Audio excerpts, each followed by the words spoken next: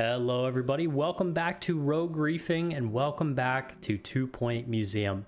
The dev team has done it once again. As I am recording this, they have dropped 3 free content updates to this game within a week. So as I'm recording this, the actual day that I am recording this on, they have dropped the free autumnal update, which we will be putting into this museum at some point in the future. But previously they released, again this past week, the Digiverse update, which is this gallery that we're building right here with the so-called Meat Wizard. I don't know if that's an actual game or what. You know, if any of you guys know, definitely let me know in the comments down below. Have you played Meat Wizard? Is it a real game? You know, are they just being facetious and fun as usual in 2 Point style? But they also, as part of this Digiverse update, dropped a crossover, which I think is really interesting, with the video game Dredge. Now, I've actually never played Dredge, and you'll hear me talk about that more in the live play portion, where I also butcher the name. I called it Dread. Don't mind that. I had some funny editing there that I did over top of that portion. But anyway, I've never played Dredge, but I've been recommended it and I hear that it is really good. But you know, these free updates really just show that this dev team is capable of a lot, and a lot of really interesting stuff. Now, what we're building here, this is again the Meat Wizard portion of the museum, and this is in the building that is the prehistory and history section. Now, I'm putting it in here for 2 reasons. One, this little room in here, I'm calling a changing exhibition space. So this is going to change over time with, you know, seasonal things or other small things that, you know, we decide to put in here just to like put special exhibits in here. That's basically what a changing exhibition space is. If you see that circle on the wall as well, that's also the first memorial in the museum. So I lost a crew member here, a teammate, a staff person, that's what they're called, to one of the expeditions. I forget what even happened, but they didn't come back. So their memorial is there in this gallery space, sort of tying together with that. After this exhibit leaves this room, I don't know where that memorial will end up, probably by, you know, sort of the front desk area there. But you'll notice in the background that this building, this museum, has changed quite a bit, and that's because, you know, I have to play the game. I have to get these exhibitions just the same as you guys. Even though this is a sandbox build, I still have to send the expeditions out to go and get these exhibits to build these exhibitions. And so as a result, you know, I end up just playing the game for a little while. So there's going to be some stuff that is different that you guys are seeing, but nothing too crazy to where you know, things are changed to an extent that you won't recognize the museum or recognize the building. This little room here that I'm building for the dredge portion is absolutely not big enough, and I realized that after the fact, and I do go in and change a lot of it. It's really wild to see how big this portion of the update is, of the free update. You know, there's a lot of content here when it comes to the crossover with this video game Dredge here. But, you know, we're building it just like we would anything else here in the aquarium portion. And I really am a fan of this because it adds real fish. It adds fish that we have in real life. And again, I talk about this more in the live play portion of the video, so, you know, you'll hear me get to ramble about fish for a while. But this little crossover here really sort of hammered home to me the fact that I know a lot of you guys have recommended me Mega Aquarium, and I have played Mega Aquarium before I even started uploading to YouTube, just sort of in my free time. I love that game, and there's actually a lot of real world crossover stuff in Mega Aquarium. You know, if you didn't realize it, it's actually a very realistic game in a lot of ways. So I think we'll probably end up playing Megaquarium here on the channel. I hope you guys that are a fan of this series will go and jump over to those videos when I release them, because it's a really fun game, and if you haven't played it, I highly recommend it. And I think that if you like the 2-point museum, 2-point hospital, 2-point whatever, you'll also really like Megaquarium there. I think it does, you know, again, a really good job of giving justice to the aquarium side of things, which, you know, if you're new to the channel, I work in the professional aquarium industry. I used to work in the professional museum industry, so this game here has crossovers for all of my life, which is, you know, just really fun to kind of have there to tell you guys about. You know, a lot of really cool stuff there as well. Yeah, so I think, you know, I'm not going to ramble here too much for this. I thought the Meat Wizard section was a little bit bigger than it was in this speed build part. So I do want to talk about just one thing. You know, I know you guys like when I relate it to real world things that I've worked on. Specifically, the Digiverse update and the Meat Wizard stuff reminds me of a exhibit that I put on, or I helped put on, in the museum that I used to work for. And the exhibit was called Tech Savvy. I forget the exact name. It was always, you know, we always had like the main title and then a subtitle to the exhibits. Like, for instance, we did a exhibit on the James Webb Space Telescope, and we called it the James Webb Space Telescope. Or no, we called it, what was it? It was the universe, the eye of the universe, something like that. But then it was the subcolon of James Webb, the Space Telescope, you know, something like that. So anyway, this exhibit here, Tech Savvy, it was a really fun one. And basically it was showing the progression of technology through the ages from 1800 to, or no, it was 18, nope, wait, when was it? 1890, I believe, 1890, 1880 to 1990, 1980, something like that. So the whole point of this exhibit, the curator that I used to work for was really big into like nostalgia, capturing people, and so that's one of the big reasons why we did this exhibit, was we could have a 60s, 70s, 80s, which Daytona Beach has a lot of 60s, 70s, 80s people that were born then, you know, in those decades. And so as a result of it, we got a lot of traffic into the museum for people just wanting to relive the glory days, the good old days, you know, and see technologies that they grew up with. You know, it was kind of funny because I was born in the 90s, but I really grew up in the early 2000s, as I'm sure a lot of you watching this video did. And we had things in there like the Sega Genesis and, you know, the original Game Boy and, you know, other things like that, that were just like, you see these things in a museum and people would come up to us and be like, this shouldn't be in a museum. It's not old enough. It's not important enough, or something like that. You know, I grew up with this. I'm still alive, so therefore it shouldn't be in a museum. But right before that, we did an exhibit on, you know, World War II, and my grandma's still alive and she lived through World War II. So, you know, that point of things that we grew up with, things that we lived with our whole lives, can and will and probably should be in museums, again, to just sort of protect that piece of our heritage, that piece of our history there, for all of that stuff. And so, you know, as usual, I'll try to throw pictures up. I probably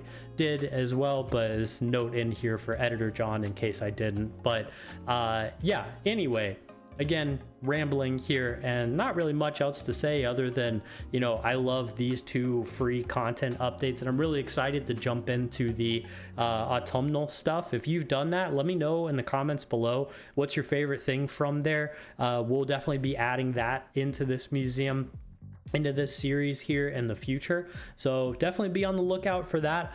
But again, without further ado, I'm going to quit rambling and I will see you all in the live play. There's going to be a timestamp below if you're interested in just jumping ahead. So again, feel free to see that. I will see you guys over there in the live play.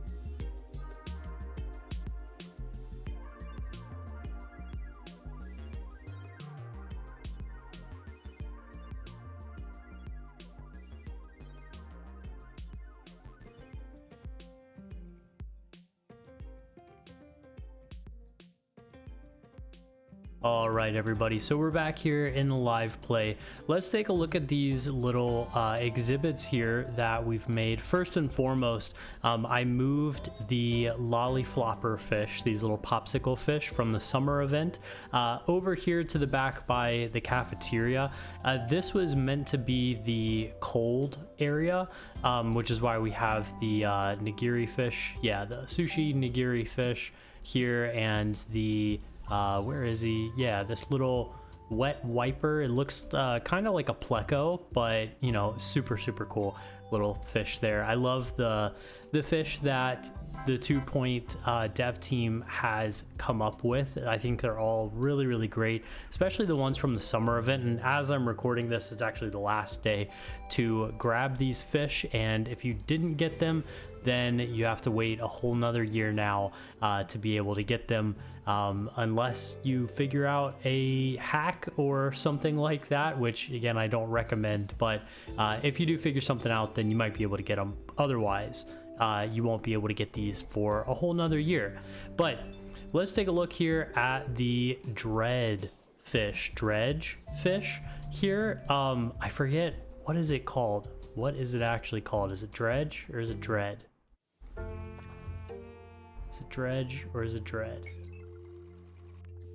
I don't know. It won't tell me. Anyway, I know someone's gonna correct me in the comments. Regardless, I am super happy about this. I've never played the game that they are pulling from. Same thing goes for Meat Wizard as well. I don't know if that's actually a real game or not. If it is, let me know in the comments your thoughts on it. If you've played it before, you know, are you excited for this crossover here? But I am excited for this game specifically because from my understanding it's kind of a horror game about fishing, and so you know we actually get real fish. We get the oceanic perch, we get the blue mackerel here, we get the cod, and we get, you know, a couple others. We get the angler fish and the barrel eye fish. Now I don't know what all fish are in the game that it's pulling from, but I am super excited to have created for these guys. I need to fill in this area. I just noticed I never did that when I expanded this out here. But yeah, the cod and the blue mackerel, I remember they teased this online with the cod, and they said that it was, you know, too basic looking, yeah, for, you know, the 2-point game, and I agree, it is. However, I'm super happy that these fish are in here because it gives sort of that mega aquarium vibe. If anybody knows that game out there, it's a game that I've been recommended before on the channel. I've actually played it before, you know, I started uploading videos. Just in my free time I've played it, and I love that game. I absolutely adore it. So we may have some videos of that game on the channel. Let me know, of course, in the comments below. Is that something that you would be interested in? Do you want to watch me play that game? Do you want to hear like the real world aquarium tidbits in there for Mega Aquarium? Because it's actually a very realistic game, surprisingly enough. There's a lot of things in that game that are translatable to the real world, which I found really interesting and surprising when I first loaded up that game. But yeah, this game that these are pulling from, I've never played, and again, Meat Wizard, I don't even know if that is a real game or not, but I haven't played that. My only gripe with these is that the barrel eye fish and the angler fish here, these should be dark environments like these. Now, when I put these down first, I was really hoping that these would turn dark over time, and they haven't, and I'm actually kind of frustrated by that, because the barrel eye fish, for those of you that don't know, lives at the very bottom depths of the ocean, around the same level as, you know, the angler fish down in like the Marianas Trench, for example, so deep down that the light from the sun cannot reach that area and never has. And so as a result, you know, you can see these adaptations that these fish have. The barrel eye fish points its eyes upwards because there is so little light that what little photons do get through, or what little bioluminescence gets through, the barrel eye fish can then, you know, take into its eyeballs there. And it actually has, you can see these little black specks, those are like pseudo eyes. So what they think happened was, you know, this whole area is its eyes, including those little black specks and the little googly eyes inside. And I'll try to throw up a picture, but this is pretty close to what they actually look like. They're one of my favorite fish. I used to talk about them in the museum that I worked for all the time. But yeah, anyway, I probably have talked about this in the voiceover, so I'm not gonna, you know, go into too much depth with it. But yeah, same thing with the anglerfish here. It has this lure here, or the angler bit, because it lives in an area where there is no light. And so as a proxy, the light is sort of drawing in its prey into its mouth. And yeah, anglerfish are super cool as well. But these guys, I am really freaked out about. I love these. You know, we have the anglerfish here that looks like the predator from Alien, or not the predator from Alien, the alien from Alien. You know, we have these other fish here. We have, what are you called? The grotesque mackerel, the three-headed cod, the gnashing perch, and then this freak, the bursting anglerfish. You know, I really love these. I think they're really fun interpretations of like a horror movie sort of fish here. Yeah, I love those. But I really, really love this guy, the void eye fish. I think this is so fascinating. If any of you out there play the game, what does this fish do? Is it in the game? You know, what do you think about it? Do you like this update? Yeah, I really like that. And then moving over here, so this has sort of become the catch-all museum. This is actually a pretty closely designed interpretation of the museum that I used to work for, or one of the museums that I used to work for. This is pretty close to how it was laid out with the hallways and the, you know, little galleries there and the staff corridor in there. It's pretty close to how a real museum is laid out. This is probably the most realistic of all of the three museums that I've built for this series so far. But yeah, then we have Meat Wizard, and this gallery here I'm calling a changing exhibitions room. So, you know, if they do inevitably add more things in the Digiverse, Multiverse, you know, updates, if they do more crossovers with games, this is likely where they're going to be. So Meat Wizard is not going to be a permanent installation. This museum, as it stands now, will be a prehistory and history museum. So we're gonna have all the fossils in here. I'm also going to put the Wetlantian artifacts in here, which might seem like a weird choice, but in my mind, in my eyes, the Wetlantian pieces are basically the closest pieces that we have in the game to true artifacts until, you know, if in the future they come out with a DLC that has actual archaeology in here. I'm going to use the Wetlantian artifacts as sort of a proxy for that. So I'm really excited to jump in here in a future episode and build out this museum. But yeah, for now, Meat Wizard is a temporary exhibition that we have up here, and it is bumping. You could probably see in the speed build part that people absolutely love this exhibit here. And when I put it in, you know, this room was super packed, probably packed past capacity, but you know, that tends to happen with new exhibits there, fun new exhibits. And I really love that they included the little arcade Meat Wizard games here. So yeah, let me know your thoughts down in the comments about anything that we've built here today. What do you like? What do you dislike? What are you excited for in the future?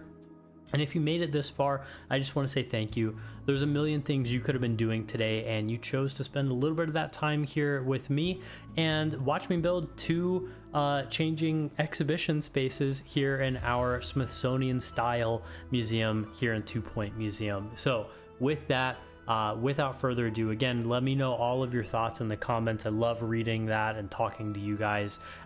If you haven't subscribed to the channel, please consider doing so. It does help out the channel, helps me continue make more videos. Give the video a like if you liked it as well, and consider joining the memberships here on the channel as well. It's like $3 a month if you want all of these videos that I release early, as soon as I upload them before they are released to the public. So yeah, with all of that said, without further ado, thank you so much for watching. I will see you all in the next one. Take care for now.